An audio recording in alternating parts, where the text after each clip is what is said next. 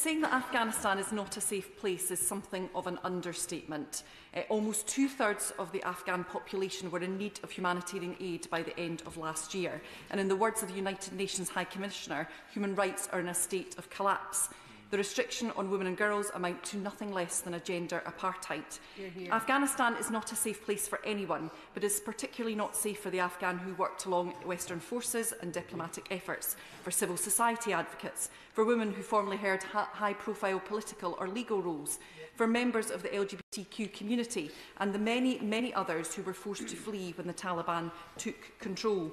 And many of those who fled to Pakistan are desperately awaiting resettlement to safe countries, including the UK. And yesterday, reports suggest that Pakistan has started that deportation of Afghans back to Afghanistan. And resettlement, the hope of safety and being reunited with families, is now at risk of being completely lost. And for some of those waiting to come here, the routes are open, but the process is achingly slow.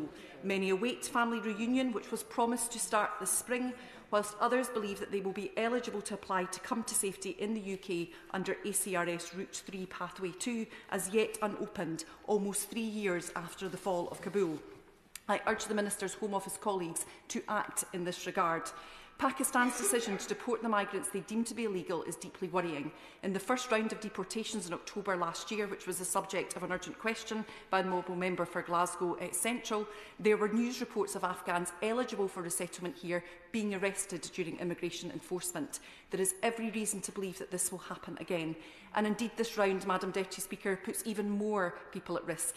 Afghans in Pakistan are meant to hold a Pakistan-issued Afghan citizen card. However, there are reports of long delays for applications being processed, leaving people undocumented through no fault of their own. And more concerningly, it has been reported that the latest round of deportations will even include those carrying cards. And effectively, this puts at risk every Afghan in Pakistan, no matter their reason for being there.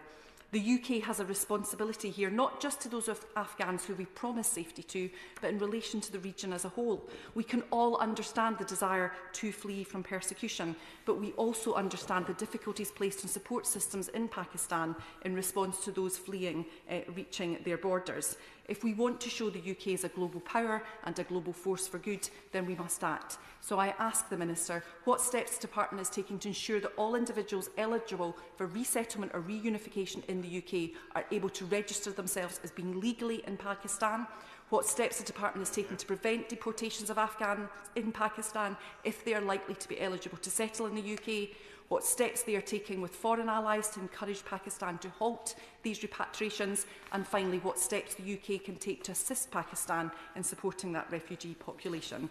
People are being sent back to Afghanistan now, and all the dangers that entails. We must act.